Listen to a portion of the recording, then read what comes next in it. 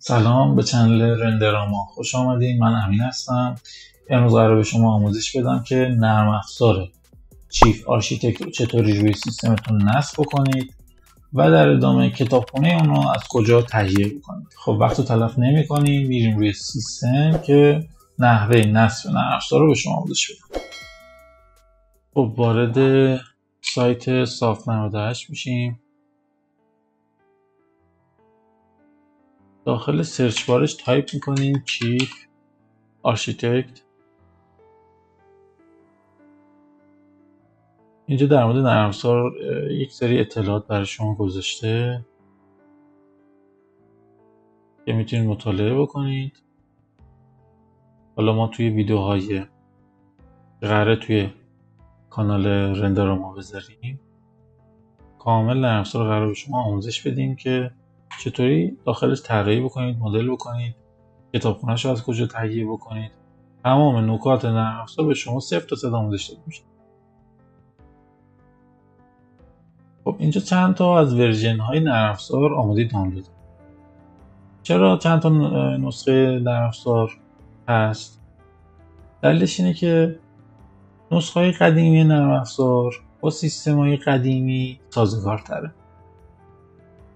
برای افرادی که سیستم های قدیمی دارن اینجا مطالعه میتونن بکنن، سیستمشون رو بررسی بکنن که ببینن سیستمشون با سیستم مورد نیاز نرم افزار مطابقت داره یا نه. اگر سیستمتون قدیمیه نسخه قدیمی نرم افزار رو دانلود بکنید، خیلی سازگارتره و سرعت بالاتری داره. حالا ما نسخه آخر نرم افزار رو می‌خوایم دانلود که حالا من قبلا دانلود کردم، شما کافیه کلیک کنید بعد اون رو از حالت زیپ خارج میکنید. حالا من اینا انجام دادم، هیچ چیز خاصی نداره. اینجا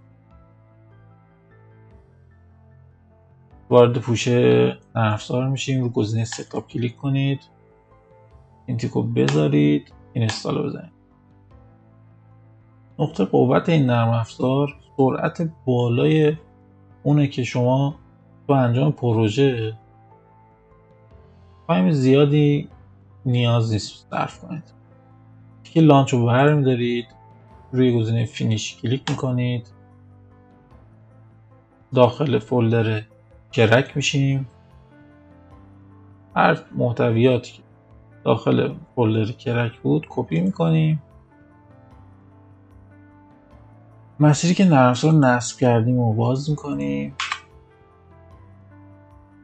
این پوش است بعد بازش کنیم و محتویات فولدر کرک که کپی کردیم اینجا پیست میکنیم.